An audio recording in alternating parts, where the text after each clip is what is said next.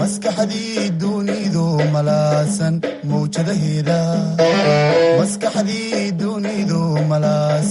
mawjadaheeda kala miirtay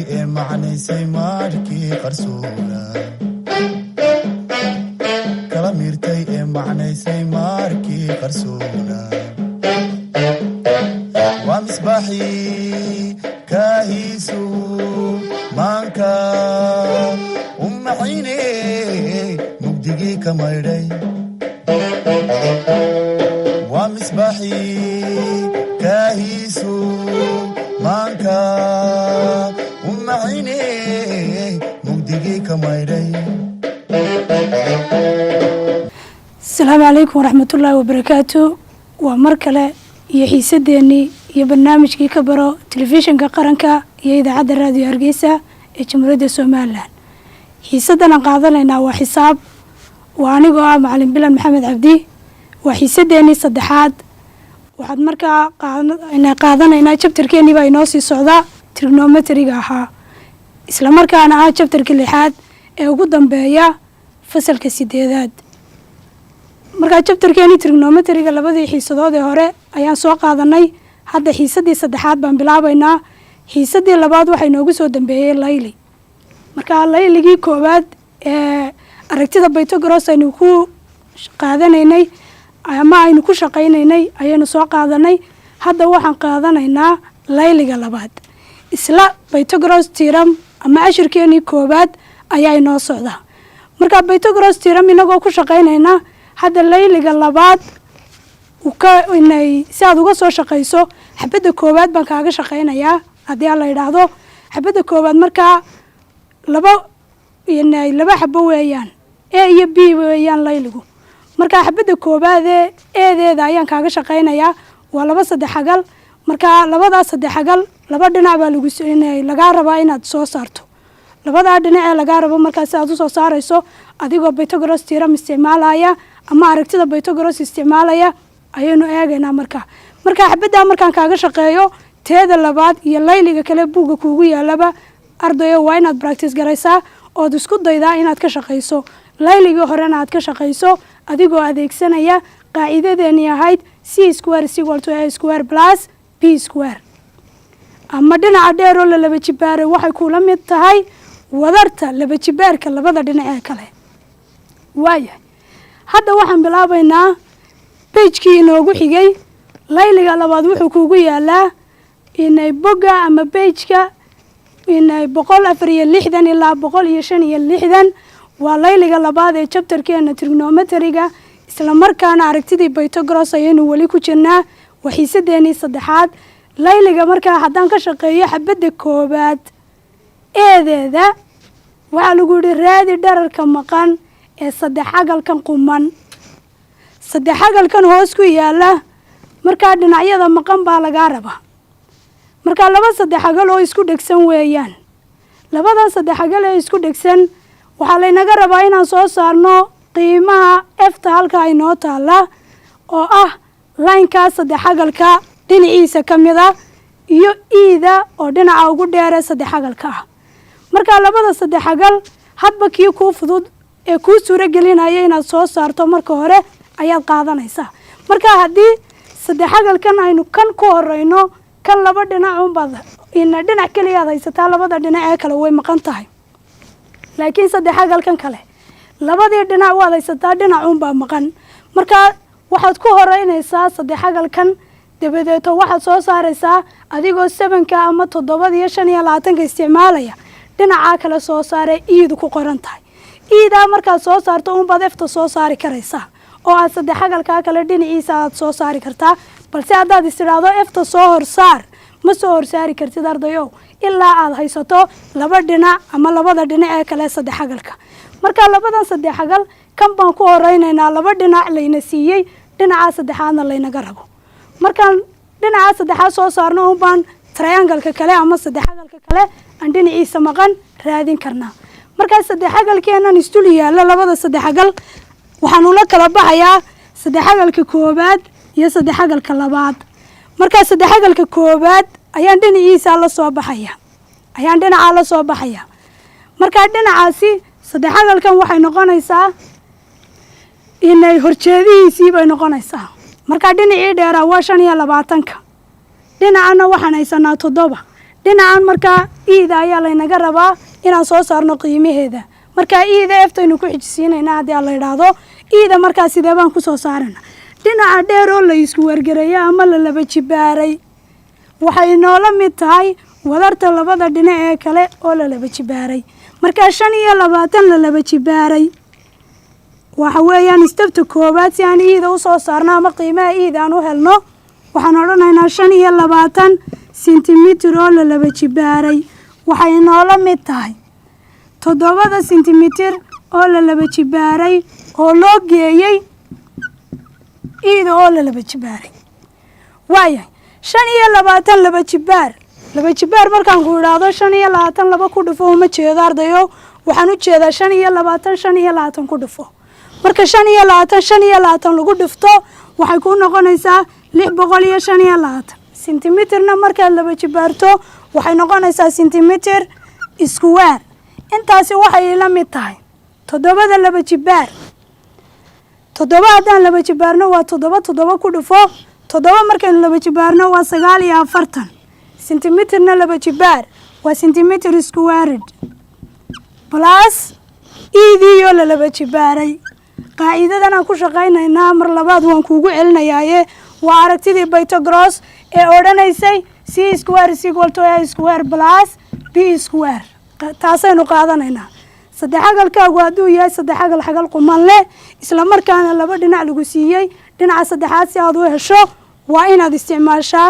aragtida Pythagoras waa inaad isticmaashaa waayahay 625 waxay kula mid tahay 49 loo geeyey e inagu waxaan rabnaa qiimaha e inaan la soo baxno sideed kula soo baxaysaa markaa waa inaad tan iska soo wareejisaa ood igwasha xaggan ka soo marisaa 49 iska soo wareeji waxaad odhanaysaa 625 sentimitir square ayaa waxaad calaamadiisu wuu isbedelayaa markaa markuu igwasha dhankaa ka marsanaa calaamadiisu waa isugeyn markaad igwasha ka soo wareejiso calaamadiisu way isbedelaysaa negative bay qaadanaysaa hadday markii hore negative ahaydna positive bay noqonaysaa markaad soo wareeji 49 igwasha xaggan ka soo mari waa -49 sentimitir square ayay noola mid tahay iidoo la laba jibaaray waaya 625 markaad ka goyso 49 waxay noola mid tahay 576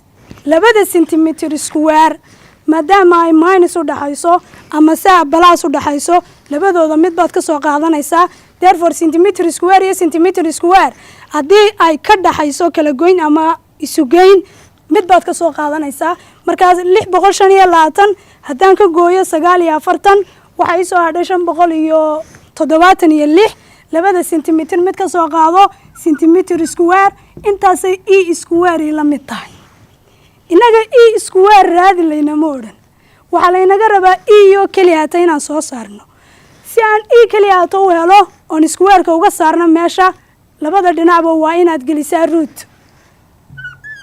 halkana waa inaad root-ka gelisaa root-kiyo squareku sidaan hore usoo barannay way isgoosanayaan marka iideennii waxay noola mid tahay 576 sentimitir square oo xididka laga saaray intaa markaad xididka ka saarto 24 baad helaysaa 576 markaad xididka ka saarto sentimitir squarena markaad xididka ka saarto sentimitir keliya ayaa soo harhaya waayahay valuegii iida ama qiimihii iida waan helno waa 24 hadda eftaynu la soo baxaynaa saddexagalkeena labaad iidu waxay u tahay dhinacii ugu dheeraa ee shakaalkii si aad efta u soo saarto shakaalkii hadda waynagan la soo baxnay dhinacii kalena waynu haysanaayo horjeedee shakaalka ka soo horjeedo waa 10 sentimitir eftaynu hadda la soo baxaynaa efta sideebaad ula soo baxaysaa waayahay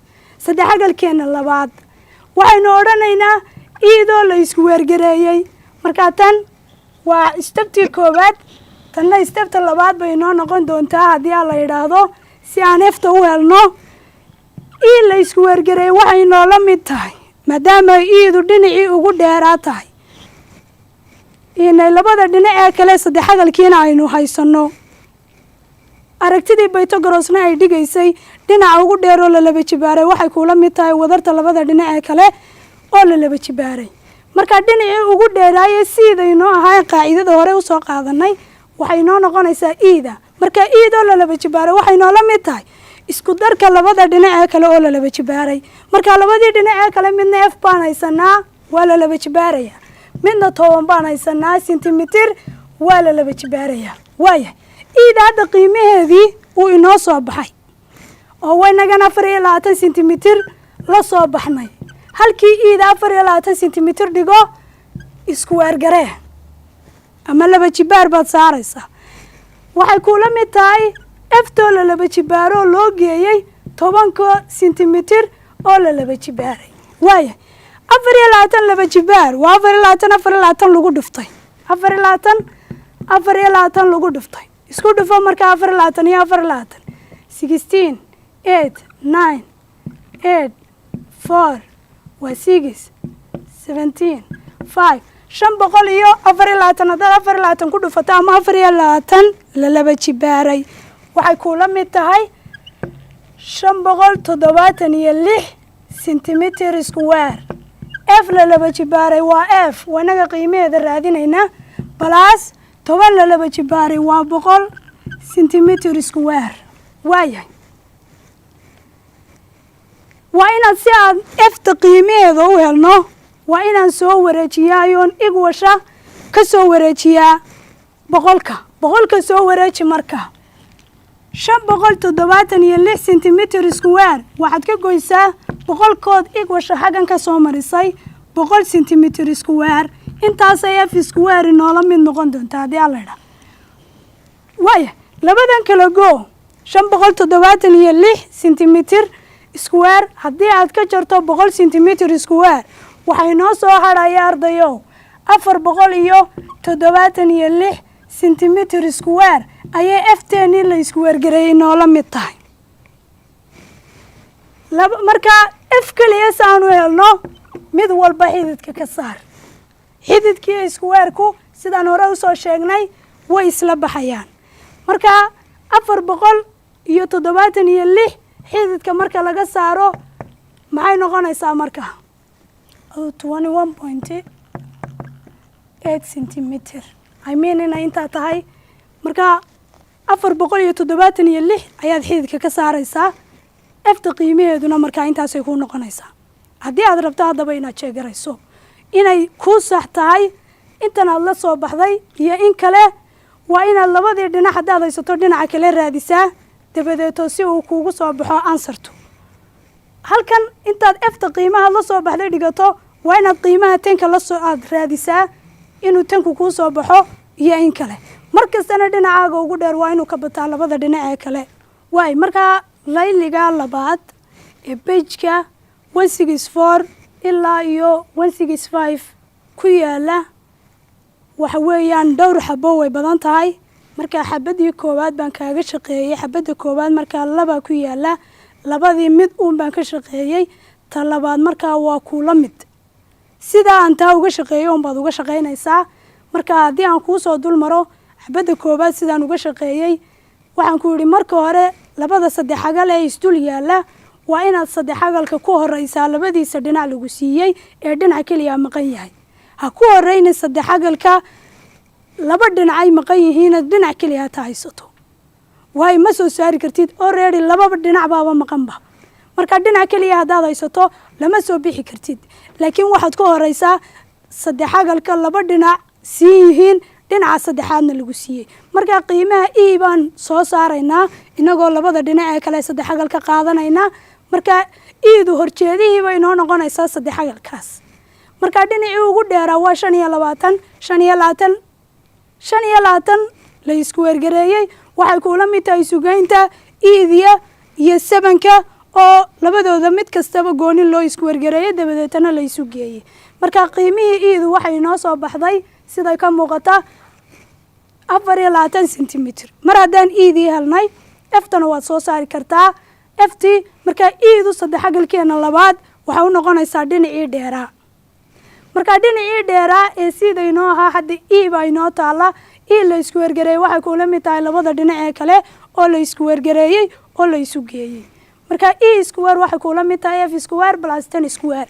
da markii hore waa adigii la soo baxay qiimihii aad la soo baxday ku bedela halka du taallo. markaa 24 square-kii inoo saarnaa ee qaacidadeena aragtida Pythagoras dhigaysay dul saar f-tana isku wergaree waxaad u geysaa 10kood isku wergaraysay. dabadeed 10ka iska soo wareeji si aad qiimaha f-ta u soo saarato 10ka ka jar 24kood isku wergaraysay. dabadeed waxa ku soo baxaysa 476 square root-ka hadaad ka saarto ama xididka aad ka saarto waxaad helaysaa 21.8. markaa f-ta qiimaheediina waa 21.8. xabadda lamida buugga kuugu taalo waa inaad ka shaqaysaa iyo exercise-ka inta kale ama layliyada kale ee buugga kuugu yaala. labadaa layle haddaan intaa kaga imano weli waxaan ku jiraa cashirkiinii aragtida Pythagoras. chapterkii trigonometry-ga weli qaybtiisii hore ayaan ku jiraa. caddaynta saddexagalada quman. saddexagal haddii lagu siiyo sidee baad ku garanaysaa saddexagalkani inuu yahay saddexagal xagal quman leh? tusaalooyinkanaa markaa qaadanaynaa. tusaalaha ba iyo ta ayaan qaadanaynaa labadaa tusaalo. dabadeed waxaad ka soo shaqaynaysaa layliga buugga ku yaala. saddexagaladan keebaa ah saddexagal quman ama saddexagal xagal quman leh? waa isku mid. saddexagaladan keebaa ah saddexagal quman keebaa ah saddexagal xagal quman leh? markaa baada saddexdii dhinac ee saddexagalkaa layna siiyey, taadana saddexdii dhinac ee saddexagalkaa layna siiyey. waa inaan caddaynaa saddexagalka dhinacyadiisu saddexdaa yihiin inuu yahay saddexagal xagal quman leh iyo in aanu ahayn. haddii uu yahay saddexagalka qiimayaasha lagu siiyey dhinacyadiisu ay yihiin waa saddexagal xagal quman leh baynu odhanaynaa markaan qaacidadii aragtida Pythagoras ku apply garayno. haddii aanay soo bixinna waxaynu odhanaynaa saddexagalkani maaha saddexagal xagal quman leh. aan bilaawno markaa furfurista layliga xabadda koobaad ee ba layna siiyey. waayahay mar kasta saddexagalka xagasha quman leh dhinaca ugu dheer c baanu qaadanaynaa. hadda qiimayaasha layna siiyey nambarka ugu weyni waa c, waa dhinacii ugu dheeraa ama waa shakaalkii baanu qaadanaynaa. markaa c-deeni hadda waa 15 sentimitir. labada dhinaca kale ee iyo b-da labada nambar kaa doontaad siin kartaa. markaa la teg inaad tidhaahdo eedana 12 sentimitir weeyaan, b-duna waxa weeyaan 9 sentimitir ee inoo yaalaan. waayahay saddexagalkan dhinacyadiisu sidaa kale yihiin saddexagal xagal quman le ma yahay? formuladii ku apply garee ama isla egtii aad haysatay aragtida Pythagoras tiram ku isticmaal. dabadeeto hubi inuu yahay saddexagal xagal quman leh. haddii aanu ahayna markaa maaha baynu odhanaynaa. waayahay aragtidii Pythagoras waxay odhanaysay shakaalka oo la laba jibaaray waxay kula mid tahay wadarta laba jibaarka labada dhinac ee kale. markaa a square plus b square dhinacii ugu dheeraa waa 15 sentimitir oo la laba jibaaray waxay noola mid tahay 12 sentimitir oo la laba jibaaray oo loo geeyey. markaa laba jibaarka ardayow 15 sentimitir la laba jibaaray markaan ku leeyahay laba jibaarku waxa uu saaran yahay 15 sentimitir koo wada socda ayaad si guud u laba jibaaraysaa. 15kana hadduu saarin sentimitirka keligiina hadduu saarin waa inaad si dhammaystiran u dul saartaa. waayahay iyo ba'da qiimaheedoo layna siiyey 9 sentimitir whole square baad odhanaysaa. marka si guud ayaad u laba jibaaraysaa. 15 laba jibaar haddaba waa 15 lagu dhiftay 15 haddaan ku dhufano waa 225 sentimitirna haddaad isku wargarayso waa sentimitir squared. waayahay intaasi waxay kula mid tahay 12 laba jibaar 12 lagu dhiftay 144 sentimitir square plus 9 laba jibaar waxa weeyaan 81 sentimitir square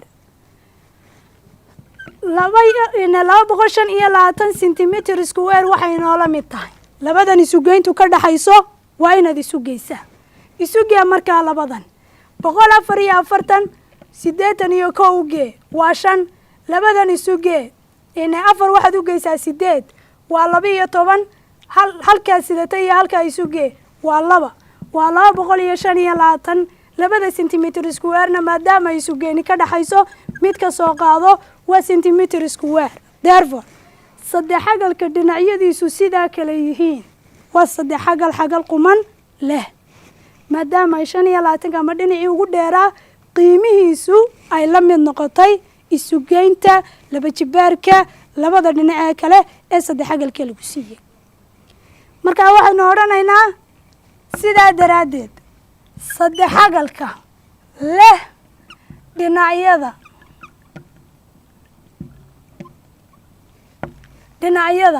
15 sentimitir 12 sentimitir iyo 9 sentimitir waa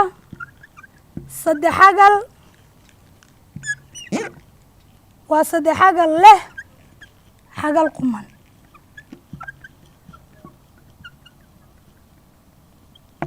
waay saddex xagalkaa leh dhinacyada halkaan saddex xagal ka qori lahayn haddaan calaamadaa soo qaadano saddexda gees ah waxaan u jeednaa waa saddex xagalkii maadaamuu saddex xagalku yahay shaxan saddex dhinac leh saddex xagalka leh dhinacyada haddaba 15 12 iyo 9 waa saddex xagal leh xagal quman marka saasaynu ku cadaynay in saddex xagalkani yahay mid xagal quman leh ba'da u kaalay inay taada u kaalay waa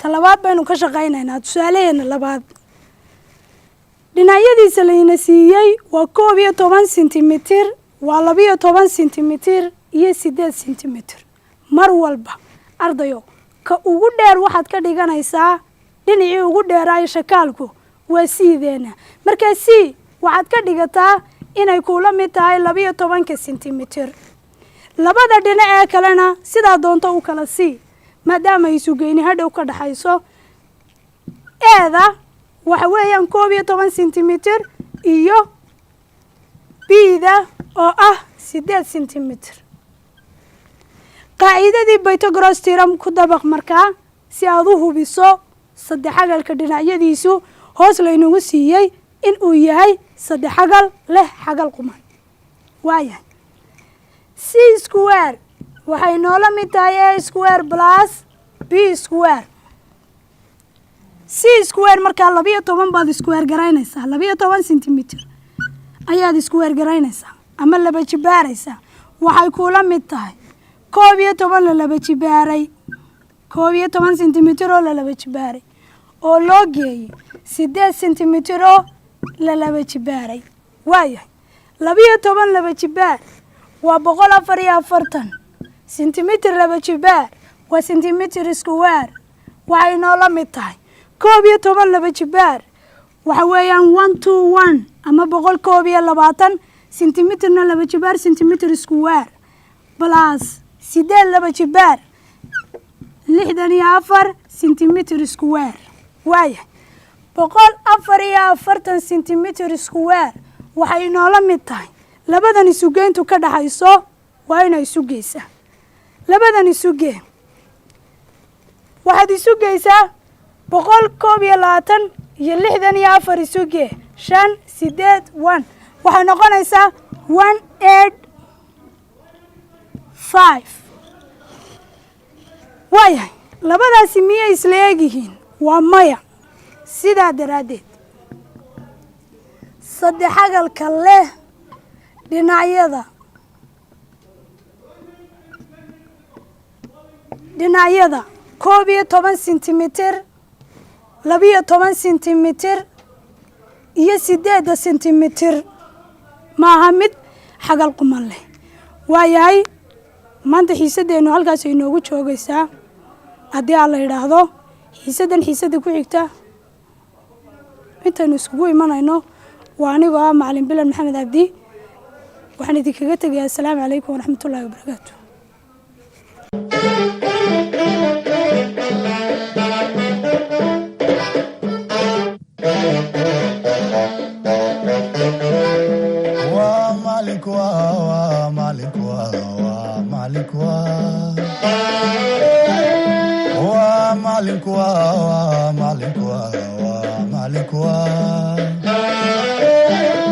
maskaxdii dunidu malaasan mawjadaheeda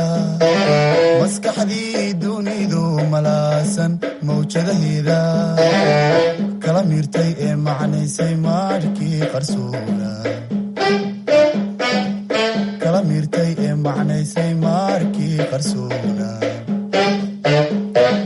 waa misbaaxii kaahiisu maanka u macine mugdigii ka maydhay